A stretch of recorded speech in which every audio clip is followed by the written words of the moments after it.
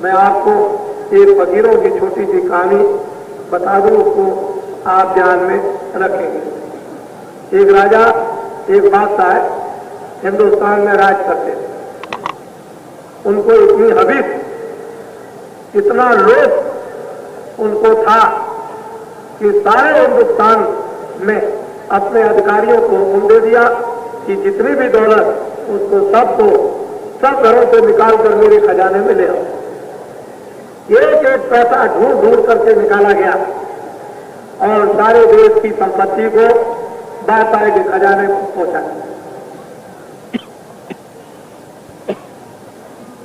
बादशाह ने सोचा कि अब ये कैसे जाना जाए कि सबके यहां से निकल आई। उसने अपने राज में ढंढोरा पीटा कि जिस किसी के पास एक पैसा निकलेगा, बादशाह की लड़की के साथ उसकी शादी होगी। एक ब्राह्मण का लड़का, वो उसका पिता को समाप्त हो गया। मां के पास गया कि मां, ये तो मैं जानता हूं कि हिंदुस्तान में सब कुछ सबके घरों से एक एक पैसा बादशाह ने निकाल करके अपने खजाने में रख लिया, लेकिन हमको एक पैसा चाहिए। कह लगे बेटा, हमारे पास तो कोई पैसा है नहीं और मैं किसी से मांगू उसके पास भी नहीं है। सारे हिंदुस्तान का पैसा तो इकट्ठा राजा ने कर दिया, उसको खजाने में चला गया। कह लगे अगर हमको एक पैसा नहीं दिया तो हम खुदकशी कर देंगे।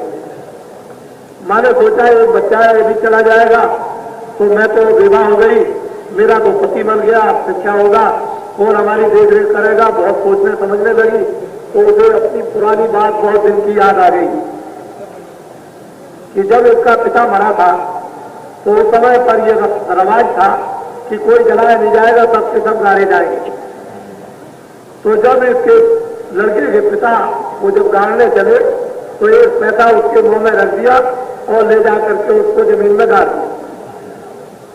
उसको याद आ गया मां को। उसने कहा बेटा एक काम करो कि मैं तुमको बता दूं, तुम चले जाओ कब्रिस्तान में, वहां तुम्हारा पिता दफनाया गया, उसके मुंह में एक पैसा रख दिया, हो सकता है कि वो पैसा मिल जाए। तो बच्चा गया अपना भगवा हुआ लेकर रात को और वहां जाकर के उसने खोदा और उसके मुंह में जो रखा हुआ था उसमें उसने निकाल करके एक पैसा निकाला। आया और कहा कि देख मां, मैं तो ये ले आया, मुझे तो एक पैसा मिल गया। चले बेटा, अगर तुमको शादी करना है तो जाओ ले जाओ। जब वो बादशाह के दरबार में क्या, देखिए एक पैसा ये है और आप बादशाह सलामत अपनी लड़की की शादी मेरे साथ कीजिए, क्योंकि आपने ऐलान किया है कि जो एक पैसा देगा उसके साथ शादी करेंगे। बादशाह ने हुक्म दिया अधिकारियों को, पकड़ो ये बताओ कि पैसा कहां से लाए। चले इससे क्या मतलब कि पैसा कर लगे, नहीं तो सूली पे चढ़ा दो, सूली पर इसको चढ़ाओ, अगर ये न बताए तो सूली पे चढ़ाओ। तब उसने अपना दास्तां सब कुछ कहा कि मेरी मां ने इस तरह से मुझे बताया कि वहां कब्रिस्तान में तुम्हारा पिता मरा था, उसके मुंह में एक पैसा रख दिया, तुम जाकर के निकाल जाओ। मैं रात को गया, उसको खोदा, उसके मुंह में से एक पैसा निकाला। अलग अच्छा, देखो हिंदुस्तान की सब कब्रों को खोदा, सारे हिंदुस्तान की कब्रें खोद डाली, निकाले सही पैसा रखा हो। ये बादशाह का हुक्म हुआ, सारी दुनिया में हाहाकार मच गया, तमाम रियाया जो है चिल्लाने लगी। तो वो तो एक समय होता है, एक फकीर जा रहे थे, सब लोग रो रहे थे। लोगों ने कहा अरे फकीर, अब आपके सिवा हमारी कौन सुनेगा। चले क्या है, कह लगे कि सारा धन बादशाह ने अपने खजाने में रख लिया, हम लोगों के पास अपने। क्या अच्छा अच्छा, कह लगे अच्छा तो मैं देखता हूं, हमको 2-4 दिन का मौका दो। बादशाह की कई सवारी जाने की, इस शहर से उस शहर में बड़ा इंतजाम हुआ। तो फकीर साहब चले गए आगे और उधर से आ रहे थे, इधर से सवारी जा रही थी। फकीर साहब हंसते हुए बड़ा हंसते हुए चले जा रहे थे। लोग जानते थे कि ये फकीर है।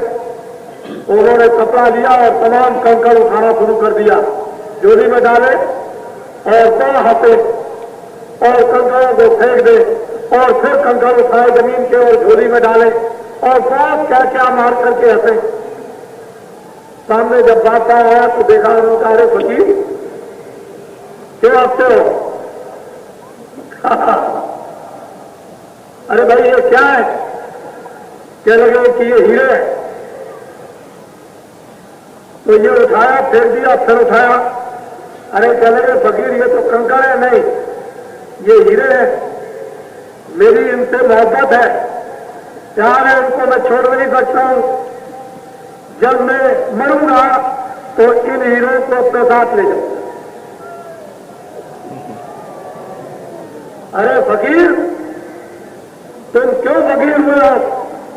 तुमको इतना भी इल्म नहीं है कि कोई मरता है तो कुछ साथ ले जाता है? ये तो कहलाना था। फकीरों को तो यही चोट मारनी है और उनको क्या करना है, मौके से निशाना मारते उसी में शिकार हो जाता। फिर उन्होंने फेंक दिया और फिर बटोरे और आपने लगे, हाँ जब मैं मरूंगा तब इनको साथ ले जाऊंगा। अरे मूर्ख नादान फकीर, अरे तू मरेगा तो इनको साथ ले जाएगा, तू बेकार फकीर का। अरे कह लगे बादशाह सलामत, सारी राया की संपत्ति को तुमने इकट्ठा करके अपने खजाने में जमा कर लिया है और जब तुम मरोगे तो उसको सबको ले जाओगे तो ये फकीर के हीरे भी साथ जाएंगे। साथ से उसका चैन खुल गया, बुद्धि खुल गई और उसी समय उसको ज्ञान हो गया, मार दिया निशाना। फकीर तो निशाने के लिए आते हैं और क्या करें, बड़े बड़े लोगों को बदल दिया। बस वो उतरा अपने हाथी से नीचे और फकीर के कदमों में सिजदा किया और हुक्म दे दिया अपने अधिकारियों को, खोल दो खजाना, सारा खजाने का धन आया तो बांटो, मैं कुछ नहीं ले जाऊंगा। कितनी बड़ी मेरी बेअक्ली थी, ये अज्ञानता थी कि मैं सोच रहा था कि ये धन मैं अपने साथ ले जाऊंगा और ये तो बात कुछ और निकली। बस फिर क्या हुआ, पूरे दिनों में अपनी राजगद्दी छोड़ दी, बात छोड़ दी और फकीर के साथ हो गए और फिर वो अपना काम, अपनी रूह का, रूहानियत का करने लगे।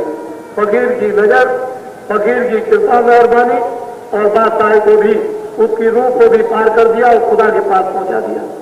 तो ये तो समय होता है, समय होता है हर चीज का। नर नारी बच्चे बच्चियों तो कुछ लेकर नहीं जाएंगे, जिस काम के लिए है वो काम का नाम करो, आत्मा को जगाओ, जिसलिए ये मनुष्य शरीर मिला है पार करने के लिए। कितने जन्म और युगों से जीवात्मा का जन्म मरण, इससे निकाला कुत्ते बिल्ली चूहे में, चूहे कुत्ते बिल्ली से निकाला सांप बिच्छू गोजर में, सांप बिच्छू गोजर से निकाला परिंदों में, परिंदों से निकाला कीड़े मकोड़ों में, कीड़े मकोड़ों से निकाला नरकों में। इस जीवात्माओं की क्या दुर्गत और दुर्दशा होती है, ये आपको तो इसका ज्ञान नहीं है। इसलिए मानव तन अमूलक है, हीरे जवाहरातों से ये नहीं मिलता, राजपाट से ये नहीं मिलता। ये तो बड़ी बड़ी तपस्या करने के बाद सतयुग का, त्रेता का, द्वापर का और फिर 5000 कलयुग कभी भी हुआ होगा, उन सब का पुण्य आज उदय हो गया जो आपको ये मनुष्य शरीर मिल गया है। मनुष्य शरीर ऐसे नहीं मिलता। साधन धाम मोचकर द्वारा संपन्न साधनों का धाम, जीवात्मा उसी दरवाजे पर बैठी है कि ऊपर देखो तो भगवान का फाटक खुल जाए और नीचे देखो तो अज्ञान और नरक और 84 चले जाओ। दोनों तरफ का रास्ता तुम्हारे पास खुला हुआ है। उधर जाना चाहते हो तो उस स्थिति में, उन लोगों में, उन देशों में तुम चले जाओ और उधर नहीं जाना चाहते हो तो इस धूप में, इस अंधकार और अज्ञान में उधर चले जाइए। इधर का रास्ता खोल रखा है, उधर तो आपको मालूम है ही नहीं। यह है साधन धाम क्षेत्र। आप अपनी जीवात्मा पर रहें, कृपा दया करें। ये बेचारी लाचार और बेबस है, इंद्रियों के जालों में, मन ने भोगों में लग करके इसकी शक्ति को छीड़ कर दिया है। महापुरुषों से मदद सहयोग लेकर और जल्दी से जल्दी इसको जरा सा अपनी शक्ति को समेटे और अंदर वाली आंख उससे देखे तो आंख का पर्दा खुल जाएगा, हट जाएगा। दिव्य नेत्र ज्ञान चक्षु